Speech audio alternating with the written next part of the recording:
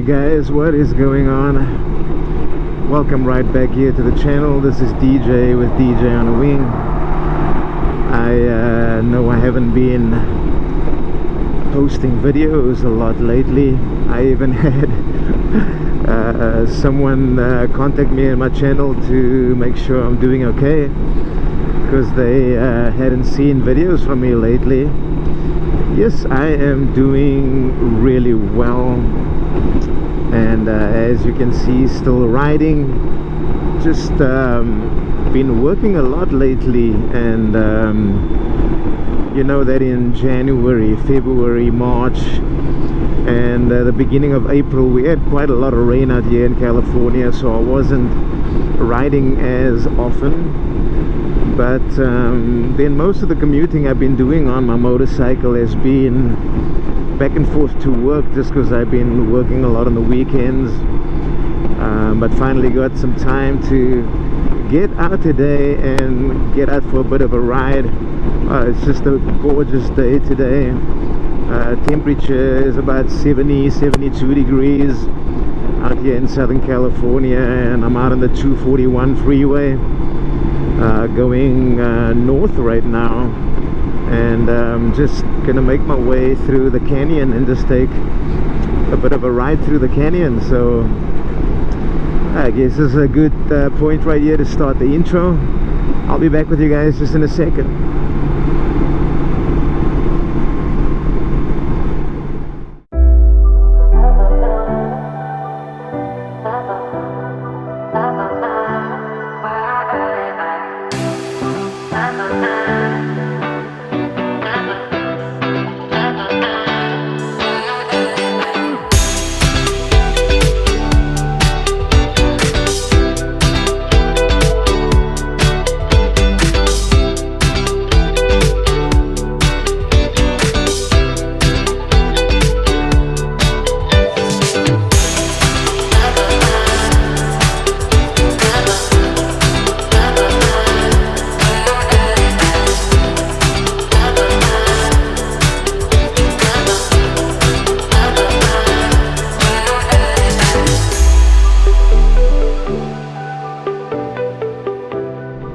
Okay, so welcome back right here, and yeah, back with you guys. Here at the 241 and Santiago Canyon, and I'm gonna get off the canyon right here. Look how beautiful the mountains look in that direction right there. So gorgeous. That's where we're gonna be riding, and just a short ride today. I actually did a ECU reset on my motorcycle this morning. So you disconnect your battery for half an hour, the negative lead from your battery, and you take a wire and connect the positive to the negative lead while it's disconnected for that time, and hook everything back up, and then just run the motorcycle, start it up without touching anything. Don't touch the throttle or anything like that, and run it until the fans kick on. And when the fans turn off again, the cooling fans, that's when you can turn your bike off. And so now I'm out just taking it for a ride, and the thought behind it is that now that it's been reset, that your ECU will relearn your riding style. One thing I can tell you is that especially on idle, this thing idles a lot smoother now since I've done that. So not that I've had any issues with my bike. Runs beautifully, but yeah, just I could notice on idle that it idled a lot smoother when it was just sitting in neutral. So yeah, so just taking it out on a ride today and getting that ECU again to program itself, I guess, to my riding style. And yeah, still I've been talking to you guys about this trip that I'm taking out in oh, let me just I've got music playing in my ear, and oh, there we go. And yeah, I've been talking to you guys about this trip that I'll be taking in the month of June for 6 days out to the Redwoods. And yeah, everything's going really well for the prep for that. We've booked our hotel rooms for the nights we are going to be staying in different places. I've also done a bunch of maintenance on the motorcycle and on my trailer. The only thing I have left to do on the motorcycle is to flush the brakes and also to flush my clutch. When I do that, I'm going to be installing speed bleeders on here, so that in the future I can just do that on my own and not need someone to help me to bleed the brakes and also the clutch. And then another thing I'm doing, actually just this morning, I ordered a set of MBL handlebar risers for this Goldwing. The MBL risers raises the bars by 3/4 of an inch and also brings it back towards me about 1.5 inches. So yeah, raises by 3/4 of an inch and brings the handlebars back to me 1.5 inches. I don't really notice it on my shorter rides, but on really long rides where I'm doing like 700-800 miles a day, I really feel a lot of pressure in my shoulders, and it starts to get uncomfortable in my shoulders after a while. So just been reading up about the different risers and that. Man, the Healy bar risers, they look really nice, but they're just way too expensive and out of my budget, so I'm not gonna do that. The MBL risers I bought from CycleMax, and including shipping it's just about 85 bucks, so I'd say just short of 90 bucks, somewhere around there. The handlebar risers cost $79.99, I think it was, and then there's tax obviously on that, and then it cost me $13 to ship, I think from Ohio. That's where CycleMax is, and I should have that by the weekend. And next week, while I'm at work, I'll be dropping the bike off and just having the handlebar risers installed for me. I use for the work that I don't do on the motorcycles. The only thing I basically don't do on this motorcycle is change the air filter and tires that I have done at a shop. I don't do that on my own, but everything else on this bike I do myself. And I use a place out in Laguna called Street Dreams, and my contact there is a lady named Lindsay. Oh man, look at that, a hawk. Is that a hawk? Yeah, that's a hawk. It got hit by a car. Oh, crazy. Yeah, Lindsay, and yeah, the customer service there has been really great. I've had my bike there before. They took it completely apart to get the air filter out. Did a really nice job. The customer service is really good. I also had LEDs installed all the way up in the front for my headlights and my high beams, and I had that done there. At the same time I was having the air filter done, so they already had everything apart up on the front end of the motorcycle right here, and I just had them do that while they had the air filter being taken out and changed. And so yeah, they do really good work. The customer service is really good, so that's where I go to have all my work done. So yeah, I just drop the bike off there and then take an Uber to work, and so they'll be installing that for me. So yeah, I'll put a picture right here on the screen for you guys so you can see what I'm installing. Again, it's the MBL risers, and brings the handlebars up by 3/4 of an inch and brings it towards me 1.5 inches. So yeah, looking forward to seeing how that's going to improve my ride. I'm sure it's going to be a big change from when we did that 1,800-mile ride out to the Grand Canyon last year. That's when I really felt it the most, just what my, the pressure on my shoulders, especially after the first 2 days were okay, but from the 3rd day onwards was a little heavy on the shoulders. But what a beautiful canyon right here. These guys are going so slow. There's a convertible riding up ahead with an older couple in there, I see, and they are just cruising. So yeah, we'll just cruise and enjoy beautiful scenery right there. But in the comments right there, let me know how you guys are doing. I know back in like October, November already, a few of you were commenting how beautiful the weather was here while I was riding over, especially Thanksgiving time and Christmas and all those times, and saying you guys wish that it was that way out here, out where you were, because you've already had to winterize your motorcycles. And yeah, California looked so beautiful.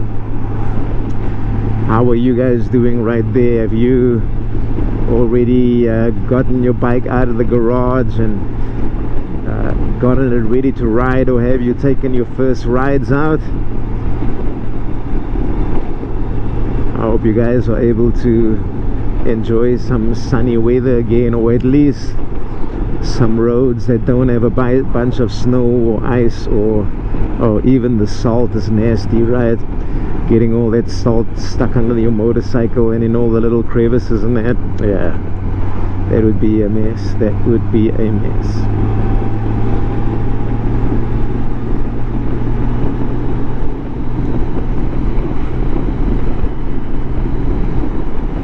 This area is always so gorgeous to ride through.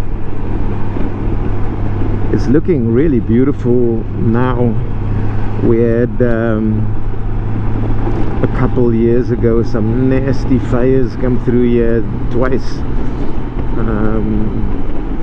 in close succession of each other, and it's beautiful to see all the vegetation grow back again. Looks so green. Even the little creek I see flowing right there. Yeah, that's just because we've had so much rain, and of course with it being springtime now, everything's starting to bloom. And some mornings is an actual pain, because one of my vehicles stand outside in the evenings. I park it outside of my garage, and there'll be just this massive thick layer of yellow pollen all over, and you'll be sneezing and all kinds of stuff, and nose running and all kinds of things like that. But this is a beautiful time of the year. I love, oops, man, no warning whatsoever. Nice looking vehicle though. I love this time of year, because what is the temperature right now? 66 degrees right here. This is perfect riding weather. It's when we get those days when it's like 95 and above, and some places out here in California where we ride during the summertime, it gets to like 110, 115, and yeah, those days are just horrible. So this is during the springtime and also during the fall are my favorite times to ride, although I ride year long. Winter time is nice too. Our winters, like this winter past, there were a couple days when I was on the bike where it was in the mid 30s, 35, 36. But yeah, this bike protects you really well from the wind. And then also this textile clothing, I just wear a thicker, or it has a liner that you wear that I can zip up on the inside of it, and that's what I actually wear with just a t-shirt underneath. And it actually keeps me warm enough. Also, it does help that this bike has heated hand grips, and also my seat is heated as well, of course, for the passenger too. That heated seat is a game changer. I do have heated gear as well, but I very seldom need to wear it. It doesn't really get cold enough. The coldest I've ridden in out here has been about 34 degrees.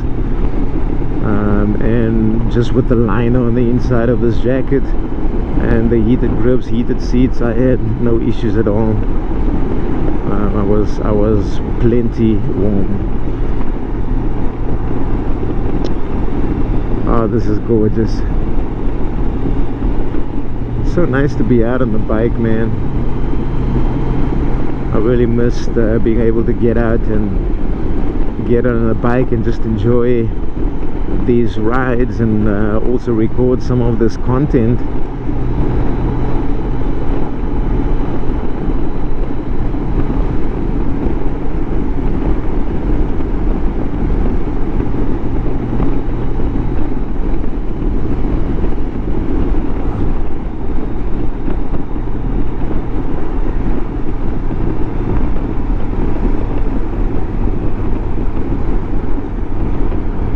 The famous Cook's Corner, very popular motorcycle hangout spot, especially on the weekends.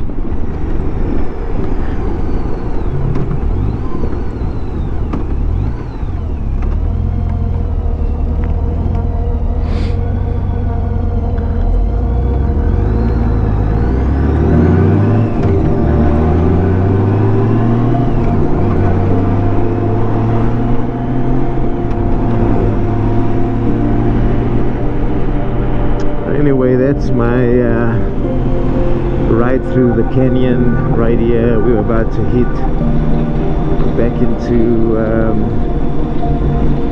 what is this, Elisa Viejo, I think, right here, and then going to hit the freeway pretty soon. So I'll end this video right here. Just wanted to say a quick hello to you guys and let you know things are still well. Motorcycle still running well, planning out my trip and getting ready for that for June, and so we'll be posting a lot of footage that we took over that time while we were out on that trip, and I'll let you guys know how my install went with the speed bleeders on this motorcycle. There are 8 bleeders, I believe. Complete for front brake, rear brake, front brake, rear brake, for the clutch, and then also the anti-dive valve. And so we'll be replacing all those bleeders and then bleeding the fluid as well. So and then also after I've had my